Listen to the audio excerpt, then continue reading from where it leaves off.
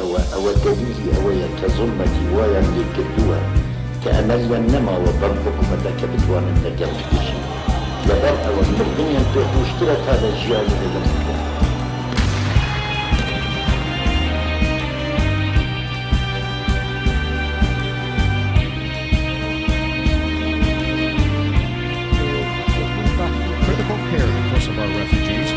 Refugees who fled the ethnic cleansing.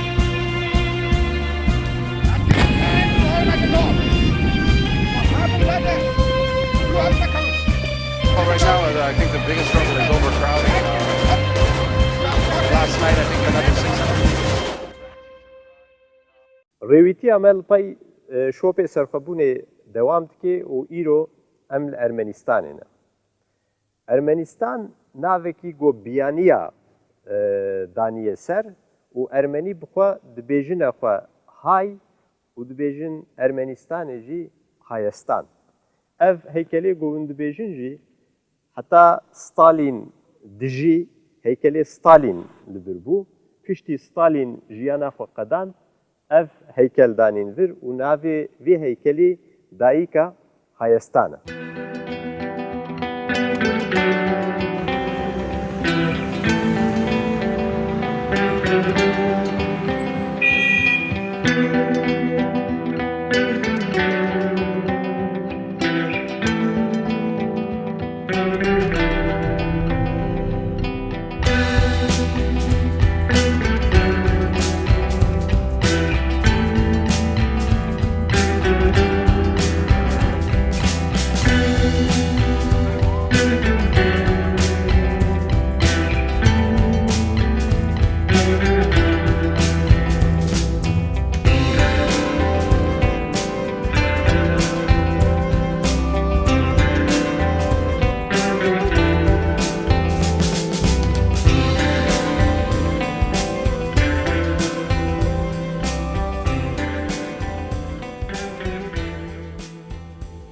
دایکە هایەسان کە خاوەنی 3 ملیۆن ڕۆڵەیە لە جوگرافیایەکی شاخاوی ئەرمەنستاندا کە ناکەوێتە سەر ڕۆخی دەریا بە ئازادی و سربەخۆیی دەژی. ئێرە وڵاتێکە کە بەهۆی پەیوەندیە ئاڵۆزەکانی دوایی پەرتەوازەبوونی وڵاتە قەفقاسیەکان بە تایبەتی یەکێتی سۆڤیەت کەوتۆتە دڵەڕاوچیەوە. هەرچەندە ئەگەرچی لەگەڵ ئازەربایجان، گورجستان، تورکیا و ئێرانیش هاوسەیە، بەڵام سنوورەکانی بەڕووی ئازەربایجاندا بەهۆی چیاکانی کەرەباغ و لەگەڵ تورکیادا بەهۆی جینۆسایدی ئەرمەنیەکانەوە داخراوە. ئەرمەنیەکان کە خەڵکی دیێرینی ناوچەی نێوان خۆرهەڵاتی ناوەڕاست و قەفقاسەکانن بۆ یەکەم جار لە مێژووی 510 پێش زاینی لە مۆنومنتی بیسوتوندا بە ئەرمینیا ناسێنراوە. مێژوویەکی 2500 ساڵیمان هەیە کە ئەگەڕێتەوە بۆ سەدەکانی شەشەمین و حوتەمینی پێش زاینی. توانیمان تا سەدەکانی 11 و 12هەمینی دوای زاینی لەگەڵ حکوومەتی ئێران و خانەوادەکانیانە بەردەوام بین. بەڵام بەهێزترین و پێشکەوتوترین قۆناغمان هایکی گەورە بوو کە لە سەردەمی دیکرانی گەورەدا لە سەدەی یەکەمەوە هەتا سەدەی پێنجەمی دوای زاینی خایان. لە دواییشدا خانەدانەکانیان بەهۆی دابەشکردنیان لە نێوان بیزانس و ئێراندا لە سەدەی پێنجەمدا کۆتایی هات. لە دوای پاشایەتی پاکرادۆنی کە ماوەیەکی کەمی خایاند و بەهاتنی سەلجوقیەکان کۆتایی پێهات. ئیتر هەتاوەکو سەدەی 20ەم دەوڵەتی ئەرمەنی دروست نەبووەوە. لە دوای دروستبوونی ئیمپراتۆریەتی عوسمانی زۆربەی جەنگەکانی نێوان عوسمانیەکان و ئێران لە ناوچەی ئەرمینیەدا ڕوویە. وە لەگەڵ کادا خۆرئاوی ئەرمەنستان کەوتە ژێر دەستی عوسمانیەکان و خۆرهەڵاتەکەشی هەتا سەدەی 19هەم لە ژێر دەسەڵاتی ئێرانە مایەوە. دواتریش خۆرهەڵاتی ئەرمەنستان کەوتە ژێر دەستی ئیمپراتۆریەتی رووسیەوە.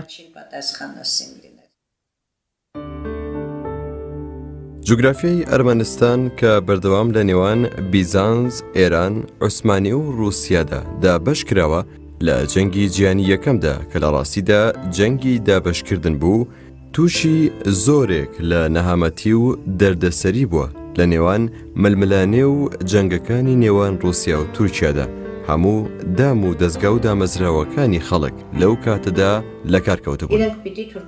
رووسیا لە قۆناغی جەنگی جیهانی یەکەمدا بەبێ دەوڵەتە یەکگرتوەکان دوو سەنگەری جەنگی گرتبوو کە یەکێکیان سەنگەرەکانی جەنگی قەفقاسیا بوو دژی تورکەکان ئەجەنگان. لە سەرەتایە و لە دوای جەنگی جیهانی یەکەم تورکەلاوەکان بە ئەرمەنیە خۆرئاوایەکانی تورکیایان وتبوو کە ئەوان لە جیاتی رووسیا بە ئەرمەنیە خۆرهەڵاتیەکان ئاگادار بکەنەوە کە ئەوان خۆیان بجەنگن دژی ئەم شەڕی بەردەوامە. بەڵام ئەرمەنیە خۆرئاواییەکان ئاماژەیان بەوە کرد کە ئەوان ناتوانن لە جیاتی ئەرمەنیە خۆرهەڵاتیەکان بڕیار بدەن. بۆیە لەم کارە ئەوان هاتنە دواوە. جیابوونەوەیەکی ڕاستەقینە ڕوویە. ئەرمەنیە خۆرئاواییەکان لای عوسمانیەکان مانەوە و ئەرمەنیە خۆرهەڵاتیەکانیش لای ڕووسەکان جەنگان. ئاڵۆزی نێوان خەڵکی ئەرمەنی و عوسمانیەکان دەگەڕێتەوە بۆ پێش جینۆسایدەکەی جەنگی جیهانی یەکەمیش لە نێوان ساڵەکانی 1894 بۆ 1896دا داوای سربەخۆیی زۆربەی ئەرمەنیەکان لەلایەن تورکیاوە سەرکوت کرابوو. ساڵی 1909 بەهۆی ناڕزایی دەربڕینیانەوە لە ناوچەی ئەدەنا چەندەها کوشتاری لێکەوتەوە. ئەم تونند و تیژەی عەبدولحەمیدی دووەم بەرامبەر بە ئەرمەنیەکان بووە هۆکاری دروستبوونی پەیوەندی لە نێوان عەبدولحەمید و تورکە لاوەکان و پارتی ئیتیحادی و تەراکی. ئەم پەیوەندیەش کۆتاییەکەی بوو بە هۆکاری ئازارێکی زۆر. لەم قۆناغەدا ئەرمنستانی خۆرئاوا لە ناو چون و ئەرمەنیەکانیش کۆمەڵکوژ کران. کۆمەڵکوژی ئەرمەنیەکان دابوونەریتێکی سەردەمی عەبدولحەمید بوو. لە کۆمەڵکوژیەکەی ئەدەنای ساڵی 1909 هەتا هەندێک کوشتار لە کاتی ناڕزایی دەربڕینەکاندا و تا چینۆسایدەکەی ساڵی 1950 خەیانوە.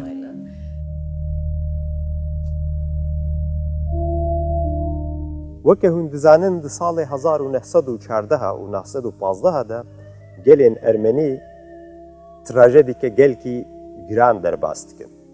Bi sed hezaran Ermenî ji welatê xwe koçber dibin û gelek ji van mirova di riya de tên kuştin, tên birîndarkirin û winda dibin. Li gorî agahdariya Ermeniya di vê tehcîrê de nêzîkî milyon û nîv kes tê kuştin an jî winda dibe. Ên din jî li gelek dewletê cîhanê belav dibin ji ber vê yekê hêjî gelek Ermenî li her welatê cîhanê hene. Lê gelên Ermenî hê wê travma kevin ve dijî. Heke em bixwazin vê travmayê fêm bikin, gereke gava riya me Ermenistanê ket, pêşî em vî mabedê jenosîdê ziyaret bikin û zêdetir gereke Kurd jî vê mabedê ziyaret bikin ji ber got mixabin di jenosîdê de para Kurda jî heye.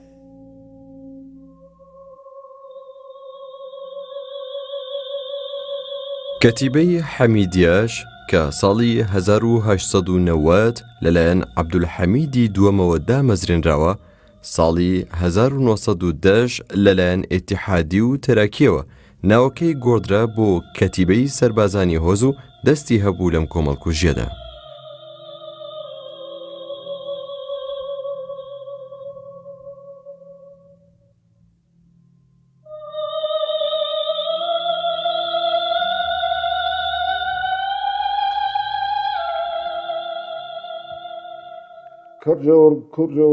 لەگەڵ هەندێک هۆزی کوردیدا یادەوەری ناخۆشمان هەیە سەبارەت بە جینۆساید. خۆتان نەزانن بەشێکی دانیشتوانی ئەرمەنستان یەزیدین و لە کوردەکان پێکاتون. بەڵام ئێستا لەگەڵ ئەواندا پەیوەندیشی گەرم و کوڕمان هەیە. واتە ئەوانیش هاونیشتمانی ئەرمەنستان و لە خۆمانن وە گرنگن بەلامانەوە. بۆیە هەمیشە ئێمە ڕێزێکی تایبەت لە هاونیشتمانی کوردەکانمان ئەگرین. وە زۆر دڵسۆزن بەلامانەوە چونکە بەڕاستی کەسانێکی باشن.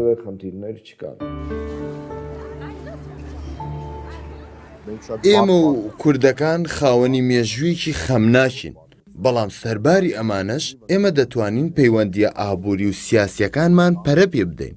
هەروەها لەم کاتانەشدا عەرەبەکان، ئەرمەنیەکان، سووریانیەکان و کوردەکان هەمویان یەکیان گرتووە. لە ساڵەکانی 1950 بۆ 1916دا سوپاکانی رووسیا نزیکەی بە تەواوی ئەرمەنستانی خۆراوایان داگیر کرد. لەو قۆناغەدا وەک ناڕەزاییەک بە پێشڕەوی فدراسیۆنی شۆڕژگێڕی ئەرمەنی دەریاچەی وان و بە دەوریشیدا بەڕێوەبەرایەتی ئەرمەنی خۆرئاوا دامەزرێنرا. کادرەکانی EDF لەم قۆناغەدا گەشەیان کرد و ڕۆڵی خۆیان دی لە ڕاگەاندنی کۆماری ئەرمەنستاندا لە ساڵی 1970دا و تاوەکو ئێستش هەر خاوەن هێزێکی گەورەی دەوڵەتن.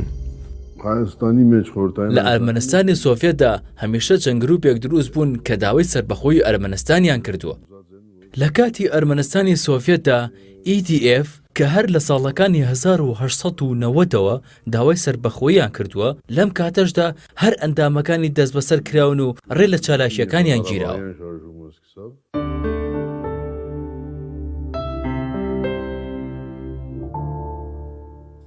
کاتێک لە ساڵی 1970دا شۆڕشی پۆلشیڤک هەڵگیرسا و ئالۆزی باڵی کێشا بەسەر رووسیادا، ئەو وڵاتانەی کە دەکەوێتە کەناری ئیمپراتۆرەکەیەوە سربەخۆ بوون و دەوڵەتی نەتەوەیی خۆیان دامەزران. لە قەفقاسیای باشووریش دەوڵەتی ترانسقەفقاسی دروستکرا کە ئەوانیش پێکهاتبوون لە سێ نەتەوەی جیاواز، ئەوانیش بریتی بوون لە گورجی و ئازەری و ئەرمەنی.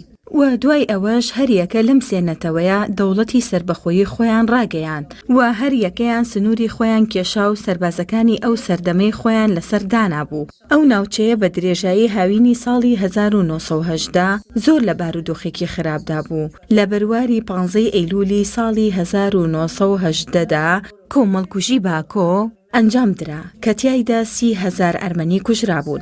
کۆماری تراسقەفقاس لەلایەن ئەو سێنەتەوەیەوە لەم بارودۆخەیە دروستکرا کە تا ئێستاش مێژوەکەی هەرماوەتەوە و هەروەها کۆماری ئەرمەنستانیش هەر لەم قۆناغەیە دروست بووە. بۆیە لە ئێستاە پێی ئەوترێ ئەرمەنستانی تاشناک، ئەگینا خۆی لە ڕاستیە لەلایەن EDFەوە ئەو حکومەتە دروستکراوە.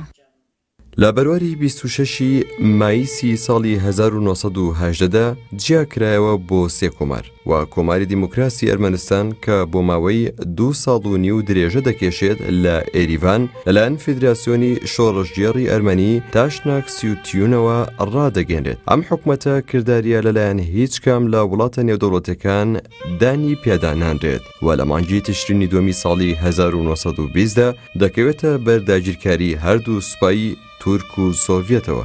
ئەوە بوو لە بەرواری 29 تشرینی دووەمی هەمان ساڵدا بە چوونەناوەی سوپای سوور بۆ ناوخاکی ئێریڤان بە تەواوی دەڕوخێت. لە هەمان هەفتەشدا بە ناوی کۆماری سۆسیالیستی سۆڤێتی ئەرمەنستانەوە دەگەڕێتەوە بۆ ناو سۆڤێتیەکان.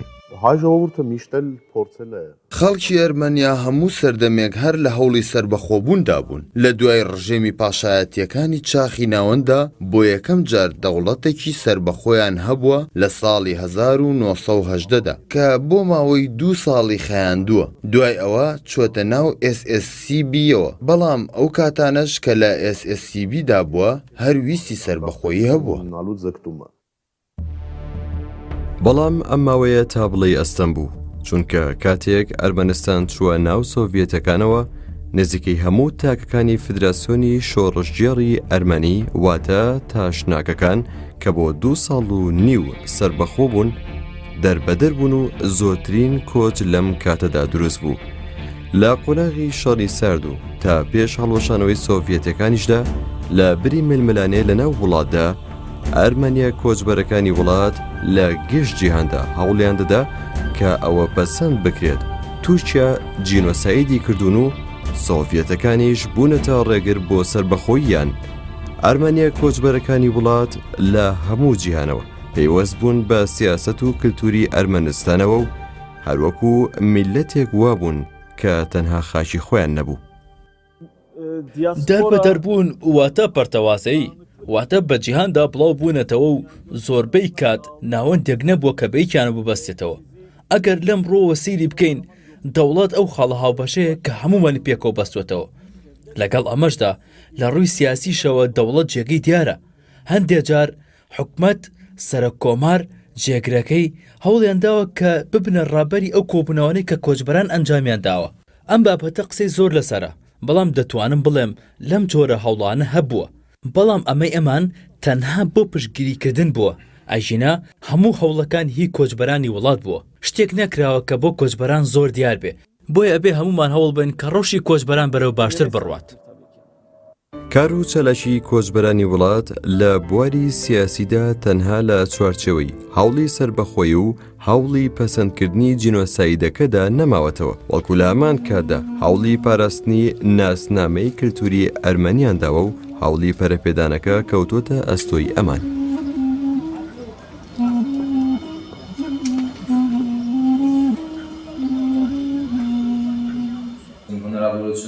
کۆچبەرەکان لە قۆناغی فشارەکانیان هەوڵیان دەدا کە بواری کۆمەڵایەتی و کلتوریمان پەرە پێ بدەن کە کۆچبەرانی وڵات هاتنە ڕێزی هەوڵ و تێکۆشانەکانی ناو ئەرمەنستانەوە بواری کۆمەڵایەتی و کلتوریمان زۆر بەرەو پێشچوونی گرنگی بەخۆیەوە بینی بە تایبەتی هونەرمەندەکان یەکسەر پەیوەندیان کرد بە کۆچبەرانی وڵاتەوە بەهۆی ئەوەشەوە توانیان پێگەیەکی باش بۆ خۆیان بنیاد بنێن.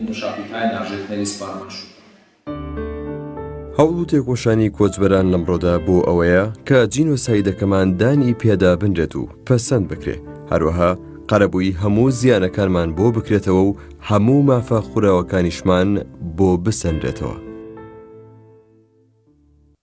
کۆچبەری میراتی وڵاتەکەمانە ئەوەی کە ئێمەشی بەیەکەوە بەستوتەوە ناسناوەی نەتەوەی و ململانەکانمانە بۆ دادپەروەری ئامانجی ململانەکانی ئێمە ئەوە بوو کە جینۆسایدەکەمان پەسەند بکرێت و بکەرەکانی دادگایی بکرێن هەموو داواکاریەکانیشمان جێبەجێ بکرێن لەلایەن تورکیاوە.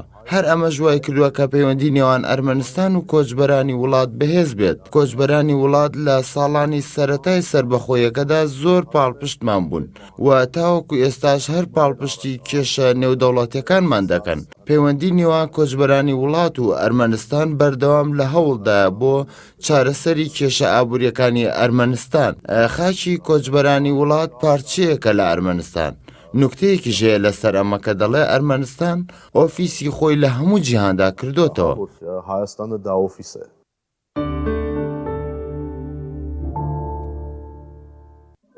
پێگاتێ ئەرمەنستان وای پێویستە کرد کار لە یەکەم ڕۆژی دامەزراندنی دەوڵەت و سربەخۆییەوە لەگەڵ کۆچبەرانی وڵاتدا پەیوەندێکی زۆر گەرم و گوڕی هەبێت لەبەر ئەوەی زۆربەی خەڵکی ئەرمەنی لە دەرەوەی خاکی خۆیاندا دەژین. چڕی دانیشتوانی ئەرمەنستان لە 3 ملیۆن کەمترە کەچی نزیکەی 10 ملیۆن ئەرمەنی لە وڵاتانی تری جیهاندا دەژین. هەر لەبەر ئەمەشە ئەرمەنستان نەیتوانیەوە کە دەستبەرداری کۆچبەرانی وڵاتەکەی خۆی ببێت.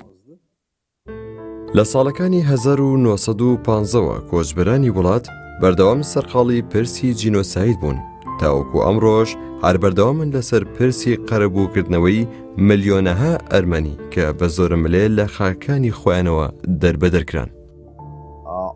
پێویستە پێش هەموو کەسێ تورکیا جینۆسایدەکە پەسەند بکە. من خۆم باپیرانم کۆچبەری ناوچەی موشی ئەرمەنستانی خۆرئاوان. من هەرێم و ڕەچەڵک و ئەو شوێنە لە یاد ناکەم کە لێوەی هاتووم. من ئەم شتانە بۆ کوڕەکەشم باسەکەم تا هەرگیز لە یادی نەکە نابێ مناڵی مناڵەکەشم ئەمە لە یاد بکە. تەنها ئەو کاتی کە ئاشتی ڕاستەقینە لە نێوان ئەرمەنی و تورک و کورد و ئێراندا بەرپا دەبێت کە دەبێت سنوورەکان زۆر بەدادپەروەرانە بکێشرێن. دەبێت کێشەکانمان بەڕووی یەکتردا بکەین و نێڵین کێشەکانمان بە سیاسی بکرێت.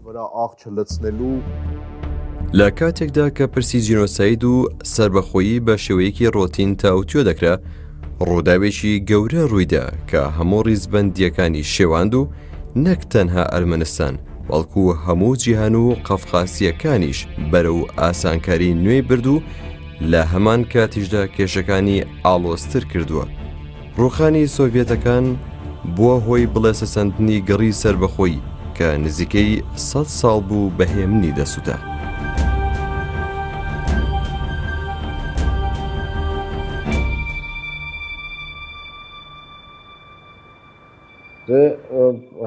ناتوانرێت باری ئەرمەنستان لەبەر یەکێتی سۆڤێت جیا بکرێتەوە. یەکێتی سۆڤێت بەرەبەرە بەرەو لێواری دابەشبوونە چوو. واتە هەر لە سەرەتاوە بە توندوتۆڵی کارەکان لە مۆسکۆڤاوە بەڕێو دەبران.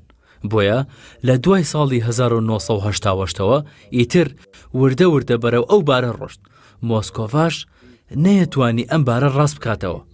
لەبەر ئەوە وڵاتەکەی پارچە پارچە بوو و فشارەکانیان لەسەر دەوڵەتە جیاوازەکان بە سروشتی لاوازە بوو.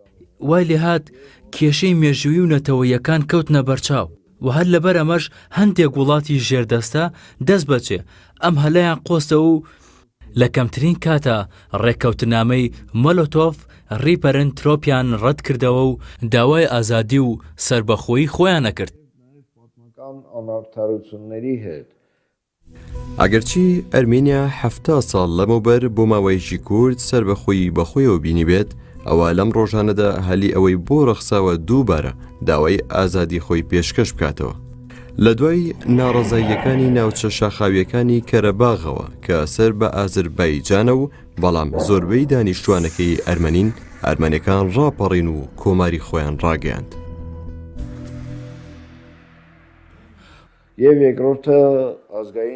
ئەو ڕووداوانەی کە لە کەرەباغدا ڕوویدا لە مانگی شوباتی ساڵی 1970 کاریگەری گەورەی هەبوو لەسەر داوای سەربەخۆییمان.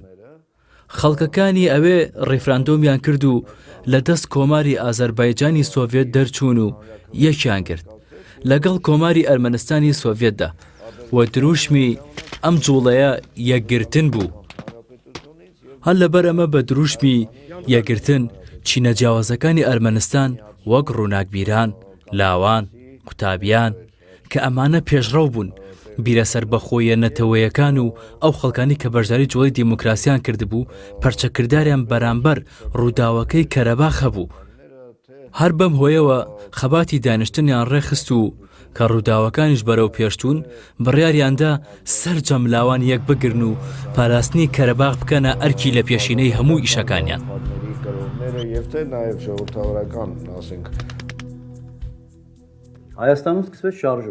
کەرەباغ دەیویست چارەنووسی خۆی دیاری بکات و لەگەڵ ئەرمەنستاندا یەک بگرێت. لەو قۆناغەدا کەرەباغ لە ناو ئازەربایجاندا ناوچەیەکی ئۆتۆنۆمی بوو. جموجۆڵەکەی ساڵی 1970 بە جموجۆڵی یەکگرتن ناسرا بوو. جموجۆڵەکە یەکەم جار لە کەرەباغ دەستی پێکرد و دواتر پڕیشکی هاوێشت بۆ ئێریڤان. ئەم جموجۆڵە هێزی نیشتمان پەروەرانی ئێریڤانی یەک خست. بەڵام لە هەمان کاتیشدا هەتا بەهاتایە کێشەکانی زیاتر دەبوو لەگەڵ ئازەربایجاندا. لەم کاتەدا هێرشەکان بەرەو ئەرمەنیەکان ڕێچکەیان گرت و دواتر لە سونگایدا کۆمەڵکوژی ئەرمەنیەکان ئەنجام درا.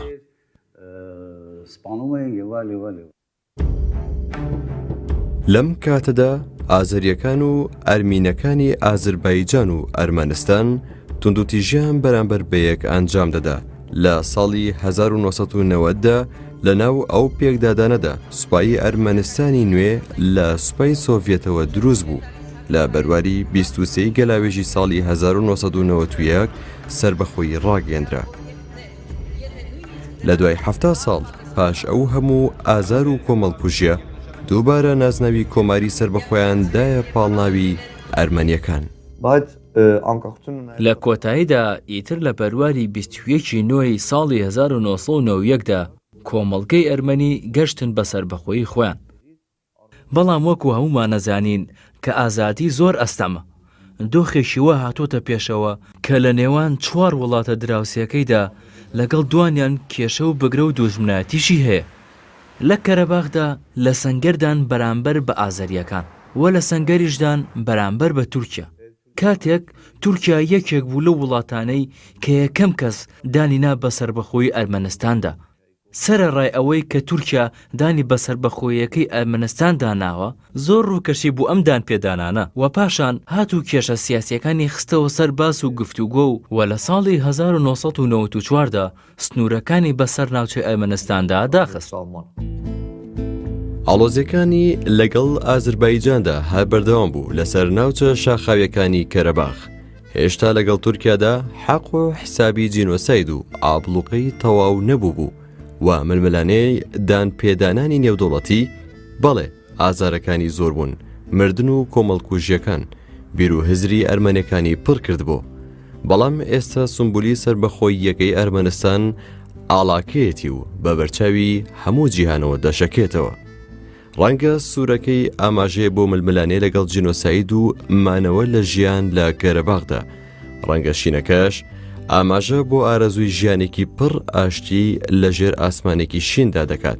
ڕەنگە پرتەقالێکەش ئاماژە بە لێهاتووی و کارامەیی ئەرمەنیە سربەخۆ خوازەکان دەکات. لە ئێستەیە زۆر دڵخۆشن بە ئاڵاکەیان. لە ناوا ئێریڤانê ئەم کارن gelek heykelê jevdû cuda bibînin. Niha em li navenda Êrîvanê li ber heykelê Gomidasin. Gomidas etnomüzikologekî gelekî gotê nasîn ji ber müzîka Ermeniya.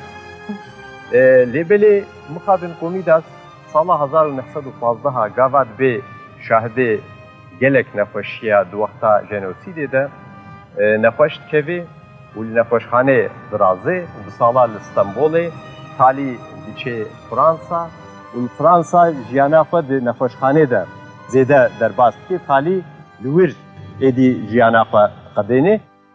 Ev konservatwar jî bi navê Gomidas hatiye avakirin nava Êrîvanê û rêwebiriya me nava Êrîvanê hêvê dewam bike.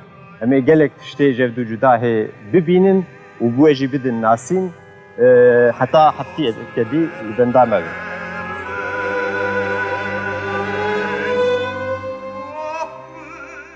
مرۆڤەکان لەسەر ڕووی زەویدا دووچاری تراژیدیای ڕووخێنەر و گەورە بوونەتەوە.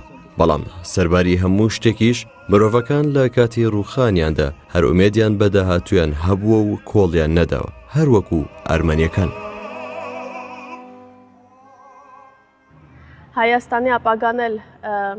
من سەبارەت بە داهاتوو زۆر گەشتبین و پڕئومێدەم. بەڵێ من ئاگادارم لەوەی کە دواڕۆژی ئەرمەنستان بەندە بە دواڕۆژی جوگرافیەکانی دەوروبەریەوە وە تەمومشێکی زۆر بە ئاسمانەکانیەوە دیارە من دڵنیام لەوە. بەڵام من بۆ بینینی دروستکاییەک لە شەوە زەنگەکاندا چیم لە توانادا بێ ئەیکەم هەرچی لە دەستم بێ ئەیکەم بۆ داهاتووی جوانی ئەرمەنستان. ئەمە بیرروبۆچوونی منە سەبارەت بە ئەرمەنستان.